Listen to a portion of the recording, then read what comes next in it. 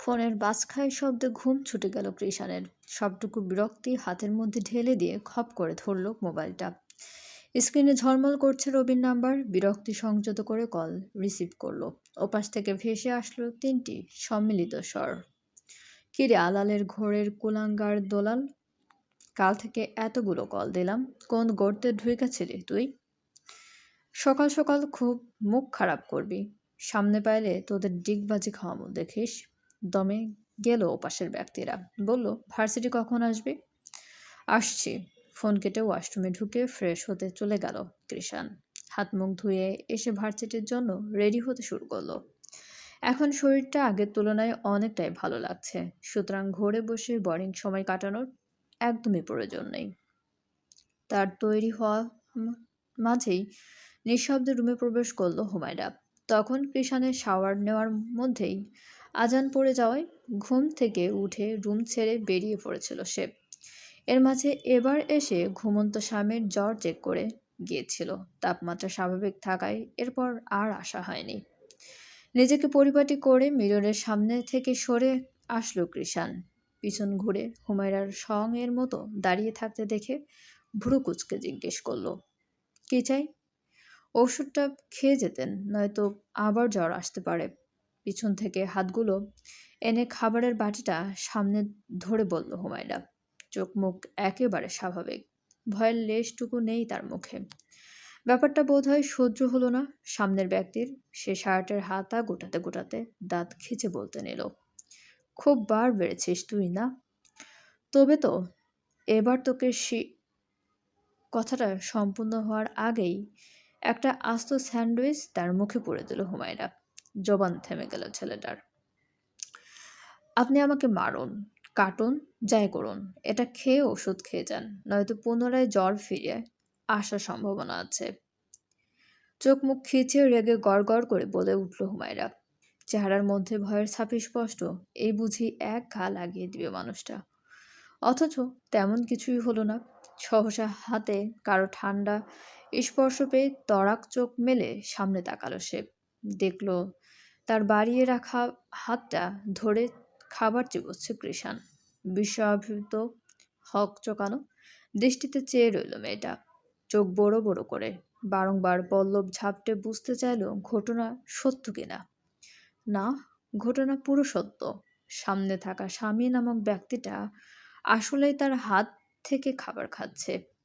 তাহলে কি এবার সত্যি দুঃখের দিন ঘুচতে চলেছে হুমায়রার? হুমায়রার এমন হতবিহ্বল বদন দেখে বাঁকা হাসল কৃষাণ। ভদ্র ছেলের মতো পুরোটা স্যান্ডউইচ খেয়ে শেষ করলো। শেষ কামড়টাও দেওয়ার সময় মেয়েটার নরম আঙ্গুলে নিজের শক্ত হাত বসিয়ে দিল। সমস্ত রাগ বুঝিয়ে দিল এক কামড়ে। ঘটনার আকস্মিকতায় বাটিটা হাত থেকে পড়ে গেল হুমায়রার। মেয়েটা আন্দাজও করতে পারেনি এমন কিছু হতে যাচ্ছে। ব্যথায় দাঁত দিয়ে ঠোঁট চেপে ধরল। চোখ জোড়া ভিজে উঠল জলে, লালিত হয়ে উঠল পুরো মুখচ্ছুরি। তবুও শব্দ বের করল না মুখ দিয়ে। ভেজা পাপড়ি যুগলের উপর দৃষ্টি পড়তেই থেমে গেল কৃষাণ। দন্তপাটির নিচে চেপে ধরা আঙ্গুল ছেড়ে দিল। অমনি হুমায়রার হাত থেকে ওষুধটা নিয়ে যেতে যেতে শাসনের স্বরে বলল, বলেছিলাম আমার থেকে 3 মাইল দূরে থাকবে, কথা কানে যায় না? নেক্সট টাইম কথার অবাধ্য হলে আঙ্গুলটার আস্ত রাখবো না।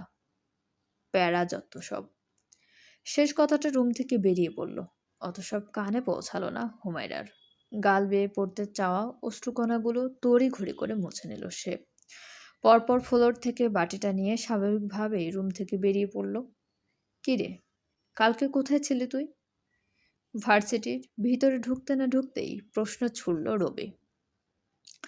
উত্তরে হাতে থাকা সিগারেট টান মেরে কৃষাণ বলল, জ্বরের সাথে কুস্তি খেলতে গেছিলাম। তা খেলা তো মনে হয় ভালোই জমেছে, নয়তো এক রাতে চাঙ্গা হয়ে ফিরে আসলি কে যে? জ্বরের সাথে তেমন একটা জমেছিল না, তাই তোর সাথে কন্টিনিউ করব বলে ফিরে আসলাম। মুখটা চুপসে গেল রবির। এর সাথে কথা বলা মানেই নিজের বিপদ ডেকে আনা। তবুও একই ভুল বারবার করে সে। তাদের কথার মাঝেই সাইফুল ফিসফিস করে বলল, এই মামা, ওইদিকে তাকা, দেখ প্রেম ভালোবাসার ঘন্টি বাজতেছে। তার কথায় কৃষাণ ভ্রু কুচকে জানতে চাইল, কোথায়? আরে ওই যে চিপায় দেখ। আঙ্গুল অনুসরণ করে সকলে এক জায়গায় দৃষ্টি নিক্ষেপ করলো। দেখলো প্রাপ্তবয়স্ক দুটো ছেলে মেয়ে একটা গাছের আড়ালে লুকিয়ে প্রেমে মজেছে। দুটোই জুনিয়র। চল মামা, কাজে লেগে পড়ি। অভির কথাই কৃষাণ ঘাসের উপর আরাম করে বসে বলল, তোরা যা, ঘাটতারামি করলে আমায় ডাকিস। সাথে সাথে তিন বন্ধু উঠে হাঁটা দিল। ছেলে মেয়েগুলোর কাছে গিয়ে বলল, হেই জুনিয়রগণ, জুনিয়রগণ, क्या बात है? কি হচ্ছে এখানে? পেছন থেকে সিনিয়রদের কণ্ঠ শুনে ঘাবড়ে গেল ছেলে মেয়েগুলো। মেয়েটা হাতে থাকা গোলাপটা লুকিয়ে ফেলল। ছেলেটা মুচকি হেসে বলল, আসসালামু আলাইকুম ভাইয়া, আপনারা এখানে? হুম, একটু ভার্সিটির পরিবেশ চেক করতে আসলাম আর কি। ওহ আচ্ছা, তা কবে থেকে চলছে এসব? কিসের কথা বলছেন ভাইয়া? নাটক বন্ধ করো জুনিয়র। এখন বলো গণধোলাই খাওয়ার ব্যবস্থা করব, নাকি কাজের কথায় আসব? এসব কি বলছেন ভাইয়া? যা শুনছো তাই বলছি। বেশি কথা বাড়ালে অপশন ছাড়াই মার খাবা।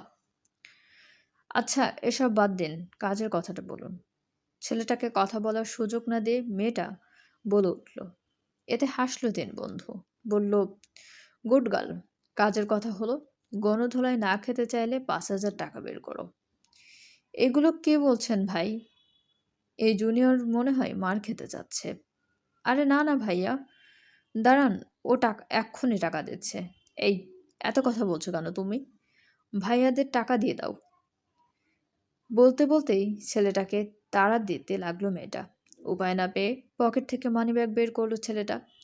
না চাইতেও সেখান থেকে গুনে গুনে 5,000 টাকার নোট দিতে হলো। কাজ সম্পন্ন হতেই বিশ্বজয়ের হাসি ফুটল তিন বন্ধুর মুখে। বলল, গো এহেড ডেয়ার জুনিয়র, তবে কালকে থেকে যেন ভার্সিটিতে এসব না দেখে। যা করার ভার্সিটির বাইরে, নয়তো মারা খাবে। যেভাবে এসেছিল সেভাবেই চলে গেল তারা। এসব কাণ্ড আজকে প্রথম নয়, এর আগেও করেছে। ভার্সিটিতে এসে যাকেই প্রেম করতে দেখেছে তাকেই মারা খাইয়ে ছেড়েছে। না নিজেরা ভার্সিটিতে প্রেম করবে, না কাউকে করতে দেবে। মামা, পাক্কা 5,000। চল আজকে ছোটখাটো একটা পার্টি দেই। চল। কৃষাণ উঠতেই চারজন মিলে হাঁটা ধরল। ভার্সিটি থেকে বেরোতে বেরোতে কৃষাণ সন্ধিহান কণ্ঠে বলল, আমরা বিড়ি খাইতে টাকা পাই না, আর এইগুলা মাইয়া মানুষ নিয়ে ঘুরতে এত টাকা কেমনে পাই ভাই? আল্লাহ জানে রে মামা। কিরে, তোর হাতে কি হয়েছে? প্রতিদিনের মতোই মিঠুকে নিয়ে আসরের নামাজ শেষ করে বাগানে এসেছিল দুই বান্ধবী। কথার মাঝেই সহসা হুমায়রার আঙ্গুলের দিকে চোখ পড়ল ইকরার। লাল হয়ে ফুলে ওঠা আঙ্গুলের ডগা দেখে তৎক্ষণাৎ প্রশ্ন করল সে। প্রশ্ন শুনে চমকে উঠল হুমায়রা। নিজেকে স্বাভাবিক রেখে উত্তর দিল, ওই কিসে যেন কামড় দিয়েছিল। কখন? কিসে কামড় দিল আবার? এতক্ষণ দেখলাম না যে। কখন হলো? সকালেই হয়েছিল, তুই হয়তো খেয়াল করিসনি। বাদ দে তো। বাদ দেবো মানে? কি অবস্থা হয়েছে আঙ্গুলটার! হায় আল্লাহ, থামবি তুই? এটা কিছুই না, পরে মলম লাগিয়ে নিবনি, এখন থাম। আমি জানি তুই যে পরে লাগাবি। সকালে এমন হয়েছে, এখনো কয়বার লাগিয়েছিস শুনি। চল আমার সাথে। এক প্রকার টানতে টানতে মেয়েটাকে নিয়ে বাড়িতে ঢুকে পড়ল ইকরা। তাদেরকে যেতে দেখে মিঠু পিছন পিছন ছুটল। হুমায়রা একবার সেদিকে তাকিয়ে চুপচাপ ইকরার পায়ের সাথে পা মিলিয়ে হাঁটতে লাগলো। রাত 11টা কি 12টা। তখন ভার্সিটি থেকে বন্ধুদের সাথে বেরিয়ে আর বাসায় ফেরেনি কিষাণ। জমিয়ে মাস্তি করে একেবারে রাতেই ফিরেছে। আজ তেমন একটা নেশা করেনি। খেলেও একেবারে কম খেয়েছে, যার দরুন শরীর পুরো ফিট। কোনো হেলদোল নেই। ফুরফুরে মেজাজে রুমে প্রবেশ করল সে।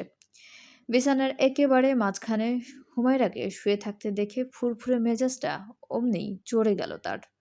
কাঁধ থেকে ব্যাগ রেখে ফ্রেশ হয়ে এসে চড়া গলায় ডেকে উঠল, এই মেয়ে, ওদিকে চেপে ঘুমা। কোনো উত্তর এলো না হুমায়রার তরফ থেকে। রাগ সংবরণ করে হাত দিয়ে ঘাড় ডলল। ফের ডাকলো এক সরে, এই মেয়ে, কথা কানে যায় না?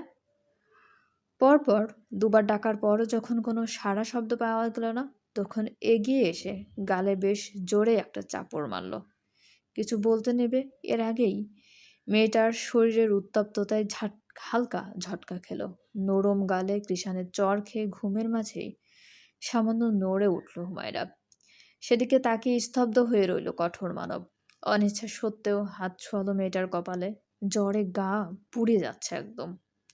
এবেলায় কপালে ভাঁজ পড়ল ছেলেটার। কি করবে ভাবতে ভাবতেই মাথার একটা বুদ্ধি এলো, সাথে সাথেই রুম থেকে বেরিয়ে গেল সে। চলবে। গল্পটি আপনাদের কেমন লাগছে অবশ্যই আমাদেরকে কমেন্ট করে জানাতে ভুলবেন না, এবং আমাদের চ্যানেলটি প্লিজ সবাই সাবস্ক্রাইব করুন, এবং গল্পটি ভালো লাগলে অবশ্যই লাইক, কমেন্ট এবং শেয়ার করতে ভুলবেন না। এবং আমাদের চ্যানেলের সঙ্গে থাকার জন্য সবাইকে অনেক ধন্যবাদ। আর হ্যাঁ, একটা পোস্ট করেছি ইউটিউব চ্যানেলে, প্লিজ ওটা একটু দেখে নেবেন সবাই। ধন্যবাদ।